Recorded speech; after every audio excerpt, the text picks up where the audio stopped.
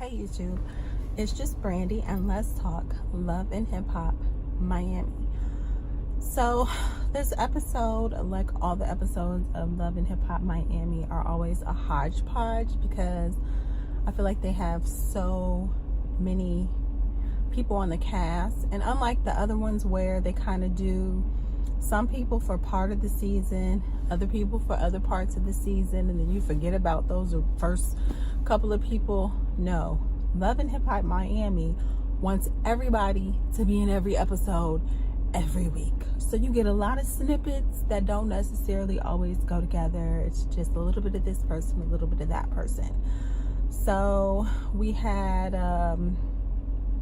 Trina had an event where she showcased her artist, rockstar music group.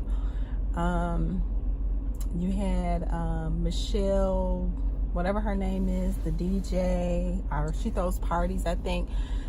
She had the thing with the Burger King where they said Burger King 50 million times and showed the Burger King cup where it was like go to schools and, you know, talk about music. And Trina and Bobby and Prince did that. You had at the event, Trick Daddy brought Amara La Negra, and he thought it was a date, and she said, I thought we was just going as friends. Now Trina and Amara have the same manager. The majority of people on Love and Hip Hop Miami have the same manager, which is why they all got on the show. That's why some of them were known and unknown. But because he had all these artists, I guess he got with Mona and was like basically a way for him to get all his people out there and get a lot of money.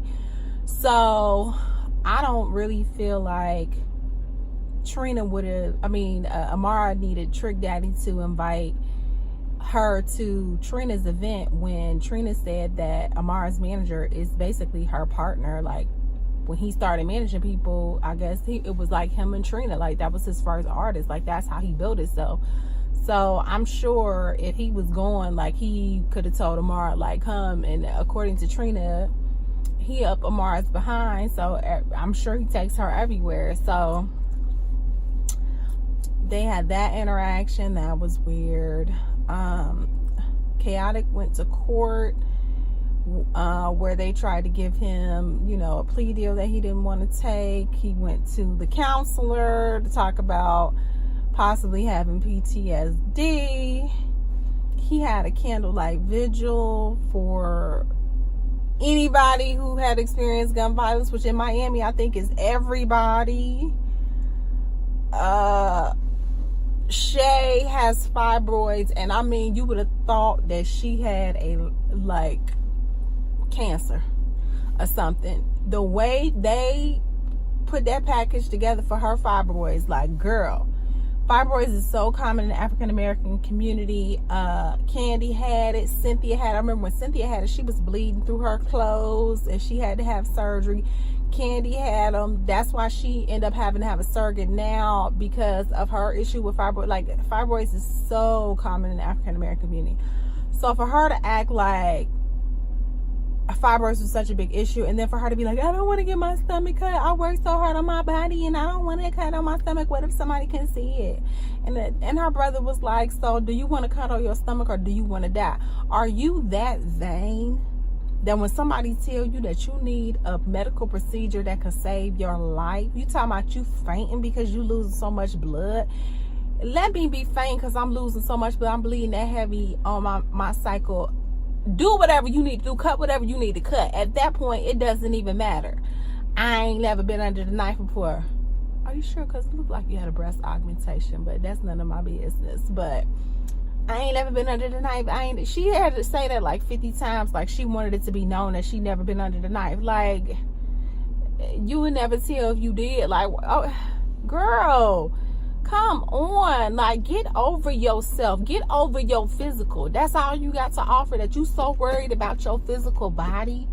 That's all you have to offer the world, that you can't get a scar, you can't get a cut. What about all the women of the world who have had C-sections that have that same scar, and you sitting up here acting like you about to die because you gonna have one? And so what does that say to the rest of the world? because C-sections are very common now with delivery. I feel like more people are having C-section deliveries than vaginal deliveries. That was so ugly. That rubbed me such the wrong way and made me look at her. I mean, she was already ratchet AF, but it made me look at her in such a negative light. Just superficial, shallow, and ungrateful. So that's that episode. I mean, like I said, it was all over the place. It was so many different things. I don't know. It's coming to a close soon. I don't know if next week is the finale, but it will be coming to a close soon. So it is what it is. That's Love and Hip Hop Miami and all of the craziness that was going on. I feel like Trina is only on when she can. Like, Trina has certain things. Like, I'm not showing none of my personal life if it ain't about music.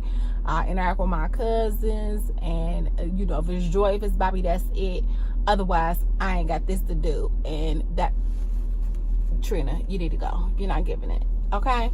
That ain't what they signed up for. So that's my take on this episode of Love and Hip Hop Miami. I will see you next week for my next one.